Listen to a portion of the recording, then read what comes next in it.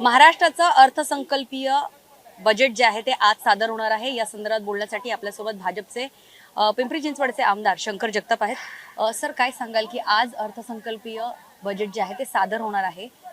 दुर्दैवानं अजित पवार यांचं अचानक निधन झाल्यामुळे मुख्यमंत्री देवेंद्र फडणवीस हे बजेट सादर करतात, कसं बघता याकडे? निश्चितच आज बजेट सादर होत असताना माननीय मुख्यमंत्री साहेबांनी सांगितलं की आत्तापर्यंत म्हणजे दादांचं हे रेकॉर्ड झालं असतं, पण दुर्दैवाने दादांचं निधन झाल्यानंतर आज माननीय मुख्यमंत्री स्वतः बजेट सादर करणार आहेत आणि निश्चितच महाराष्ट्रातील सर्वसमावेशक हे बजेट असणार आहे।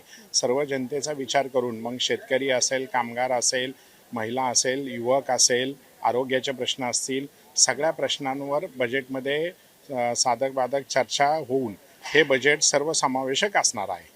पण सर, एका बाजूला लाडक्या बहिणींना घेऊन जे आहे ते विरोधकांनी अनेक आरोप केले होते आणि त्यामुळे लाडक्या बहिणींच्या योजनेमुळे अनेक योजना ज्या आहेत, इतर योजना ज्या आहेत त्या ठप्प झालेल्या होत्या असं म्हटलं होतं आणि महाराष्ट्रामध्ये कर्ज म्हणजे महाराष्ट्र राज्यावरती कर्जाचा बोजा सुद्धा वाढत चाललेला आहे असं सुद्धा विरोधकांचा आरोप होता। नाही, विरोधकांचा आरोप हा धांदंद खोटा आहे, असं काही नाही आहे। लाडक्या बहिणींमुळे जरी लाडकी बहीण किंवा अशा अनेक योजनांमध्ये कुठल्याही प्रकारे बजेटवर हा फरक पडलेला नाही आहे आणि कुठल्याही प्रकारे कुठलीही कामं थांबणार नाही। आपण पाहत असाल विकासाची कामं ही एकदम जोरात चालू आहेत।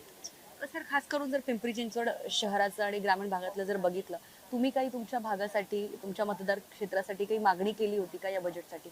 हो, विशेष करून आम्ही वाहतुकीचे प्रश्न सुटण्यासाठीचे जे आहेत कॉम्प्रिहेन्सिव्ह मोबिलिटी प्लॅन आम्ही जो केलेला आहे त्याच्यासाठी असेल, पवना नदी म्हणजे नदी सुधार प्रकल्पासाठीचा असेल, असे दोन मुख्यतः प्रश्न आम्ही बजेटमध्ये मागणी केलेली आहे आणि 100% याच्यासाठी तरतूद आम्हाला मिळून जाईल।